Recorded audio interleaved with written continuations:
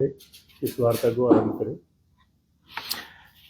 आप सभी का सोलन मीडिया का मैं इस प्रेस वार्ता में स्वागत करता हूं और साथ में जिला के अध्यक्ष, मंडल के अध्यक्ष और मीडिया के प्रभारी और साथ में डॉक्टर राजेश कश्यप जी भी हमारे बीच में शामिल हुए हैं। सबसे पहले तो आपके सोलन से संचालित बघाट अर्बन कोऑपरेटिव बैंक की जो खबरें लगातार सुर्खियों में रह रही हैं, जिस बैंक के 80,000 खाता धारक हैं, 11,000 शेयर होल्डर्स हैं और ये बैंक जो है मेरे ख्याल 5 से 6 इनकी ब्रांचेज हैं। इसमें 499 इस बैंक में, छोटे से बैंक में डिफॉल्टर हो चुके हैं और 120 करोड़ का जो है एनपीए हो चुका है। लगातार समाचार पत्रों की सुर्खियां बन रहे हैं, लोग धरने दे रहे हैं, लोग मेमोरेंडम दे रहे हैं। सरकार जो है वो एक लिस्ट जारी करती है कि इतने लोग जो हैं वो बड़े डिफॉल्टर हैं और इन लोगों के अरेस्ट वारंट जो है जारी होते हैं। मैं सिर्फ इतना सरकार से पूछना चाह रहा हूं कि 120 करोड़ रुपए का आज की तारीख में जो एनपीए है छोटे से बैंक में, इतना बड़ा लोन के केसेस हुए हैं और ऐसी ऐसी जानकारियां मिल रही हैं कि एक ही प्रॉपर्टी के खिलाफ 4 लोन हो गए हैं। तो कौन अधिकारी हैं जो इस सारे मामले में संलिप्त थे? सरकार ने उनके ऊपर क्या एक्शन लिया? और ये जो अरेस्ट वारंट जारी हुए, जिसमें 3 जिलों के पुलिस के एसपी एक दूसरे के ऊपर जो है जिम्मेवारी थोपते रहे और एक भी व्यक्ति अरेस्ट नहीं हुआ, कितने लोगों ने पैसा जमा कराया? क्या ये जो 80,000 खाता धारक हैं जो आज परेशान हैं, किसी की बेटी की शादी है, किसी की बेटी की शादी है, किसी का बिजनेस का काम रुको है, आरबीआई ने 8 अक्टूबर को जो है वो कैपिंग लगा दी कि 10,000 रुपए से ऊपर जो है बैंक से पैसे नहीं निकाल सकते हैं। तो सिर्फ हम ये पूछना चाह रहे हैं कि ये जो एमएमएफएस मुख्यमंत्री ने स्कीम निकाली है, मुख्यमंत्री ने जो एमएमएफएस स्कीम निकाली है, जिसमें मित्र मंडली फ्रॉड स्कीम जो है, ये मित्र मंडली फ्रॉड स्कीम के तहत किन किन लोग, कौन कौन लोग हैं जो मुख्यमंत्री कार्यालय के करीबी हैं, जिन लोगों ने अधिकारियों के साथ मिलकर ये बहुत बड़ा फ्रॉड रचा है, करोड़ों रुपए का गमन हो गया और सरकार सोई हुई है। इसके अलावा प्रदेश में आप देखो कि पुलिस के ऊपर दबाव बनाया जा रहा है, इन लोगों को अरेस्ट नहीं किया जा रहा है, इन लोगों से पैसे की वसूली नहीं हो रही है। कांगड़ा कोऑपरेटिव बैंक में अधिकारियों ने मिलकर एक व्यक्ति के डॉक्यूमेंट ही खुर्द फुर्द कर दिए और उस व्यक्ति को कोर्ट का सहारा लेके एफआईआर दर्ज कराना पड़ी। मुख्यमंत्री के अधीन आते बैंक, सारे बैंक मुख्यमंत्री के अधीन है, हालांकि ये कॉर्पोरेशन मिनिस्टर जो होते थे, कोऑपरेटिव मिनिस्टर जो होते थे, उनके अधीन होते थे ये सारे कोऑपरेटिव बैंक, तो मुख्यमंत्री ने अपने पास रखे हैं। अब मनसा तो वो जाने, परंतु ये जो कांगड़ा बैंक में फ्रॉड हुए, 1 टाइम सेटलमेंट को लेकर फ्रॉड हुए, कोई उन पे दबाव नहीं हुआ।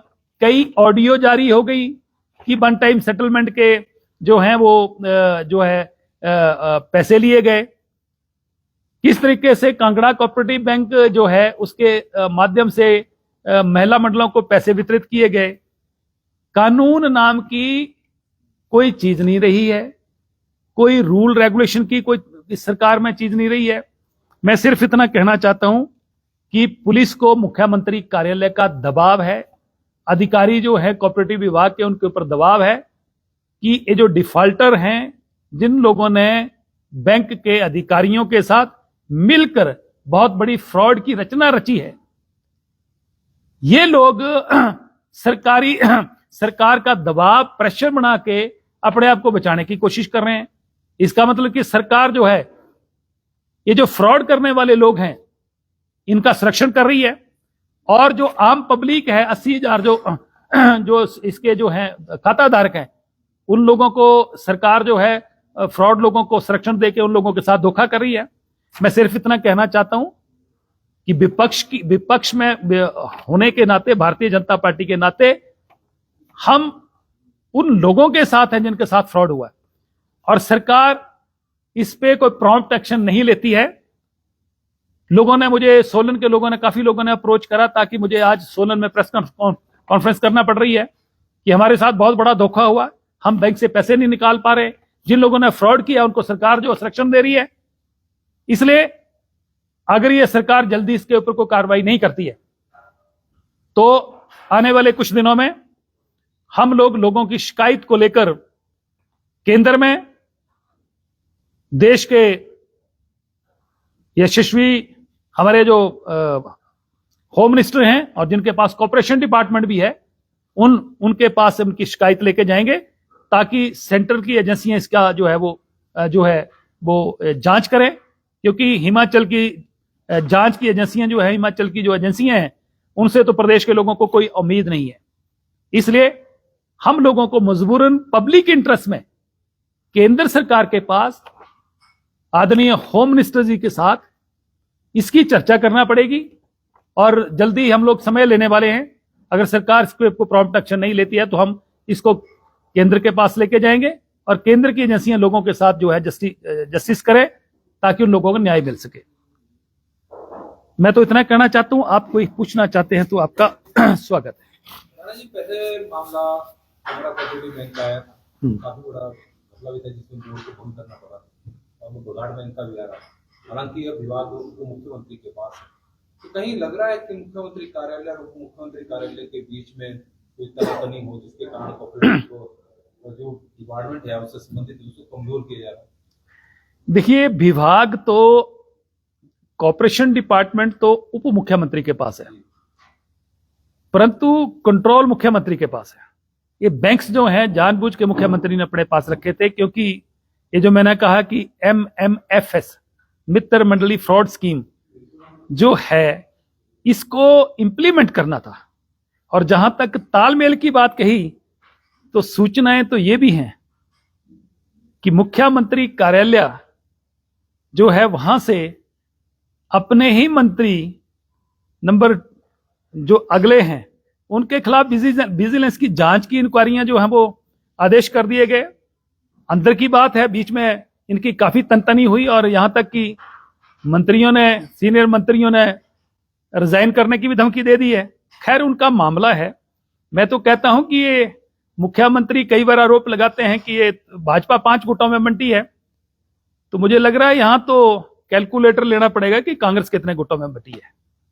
जैसे उप मुख्यमंत्री है, उन्होंने विधानसभा में भी ये बोला था कि 50 करोड़ की बात है, 50 करोड़ रुपए सरकार दे देगी इसमें बैंक में, बगाड़ बैंक में, लेकिन उधर मुख्यमंत्री है वो मना करते हैं, बोलते हैं कि हमारे पास फंड नहीं है। तो आपको नहीं लगता कि कुछ सीरियसनेस नहीं है इस बात में? देखिए, जहां तक पैसे देने की बात है, सरकार को चाहिए कि बैंक को बचाने के लिए तुरंत सरकार के खजाने से पैसा रिलीज करे, नंबर 1।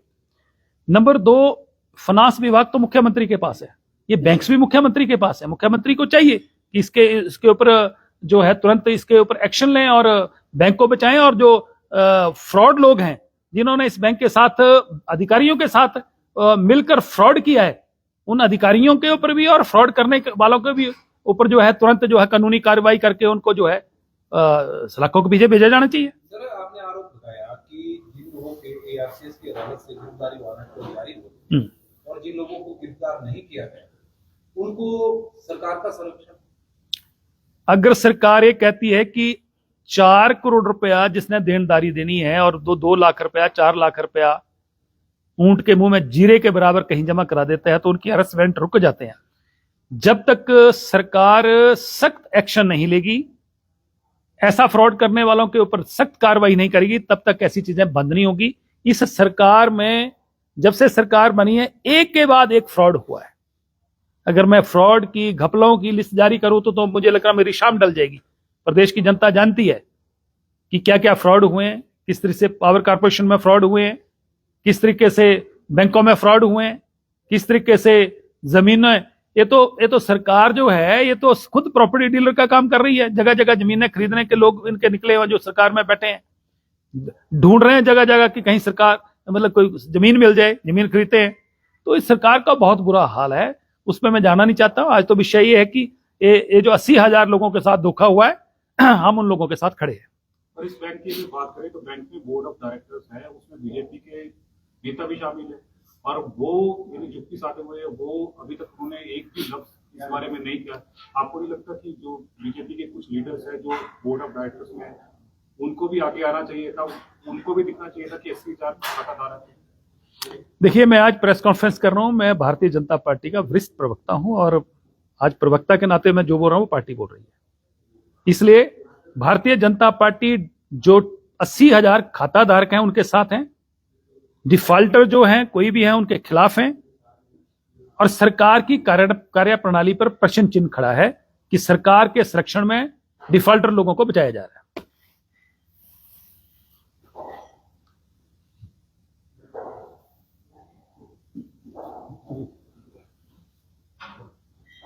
बहुत बहुत धन्यवाद आप सबका।